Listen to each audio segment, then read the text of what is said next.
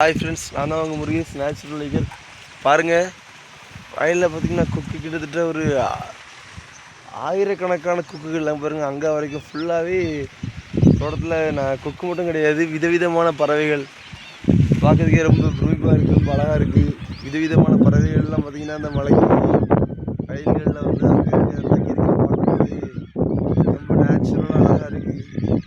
பார்த்திங்கன்னா இப்போது வயலில் நஞ்சை நெல் போடுறதுக்கு நம்ம சாப்பிடக்கூடிய அரிசி நெல் போடுறதுக்காக ப்ரிப்பேர் ஆகிட்டுருக்கு. இனி தொழி அடிப்பாங்க. தொழி அடித்து அப்புறம் நாற்று நடுவாங்க. அந்த வேலைகளுக்கான வேலைகள் ஆகிட்டுருக்கு. எதிர்ச்சியாக வரும்போது பார்த்திங்கன்னா கொக்குகள்லாம் நம்மளை பார்த்தோன்னே பயந்தாலும் அங்கே போயிடுச்சு, அது லாஸ்ட்டுக்கு போயிடுச்சு. ஆனால் பார்த்திங்கன்னா என்ன ஆயிரக்கணக்கான கொக்குகள் பார்க்குறதுக்கே பிரமிப்பாக இருக்குது. விதவிதமான பறவைகள் இதில் நிறைஞ்சிருக்கு. கண்டிப்பாக ஒரு பழமொழி சொல்லுவாங்க, சொர்க்கமே என்றாலும் நம்ம பூமி போலி இது வருமானு சொல்லி. அது மாதிரி தாங்க, எந்த ஊருக்கு போனாலும் நம்ம ஊரில் இருக்கக்கூடிய பியூட்டி வேறு எங்கேயும் கிடையாது. சொந்த ஊரையே ரசிக்க கற்றுக்கோங்க.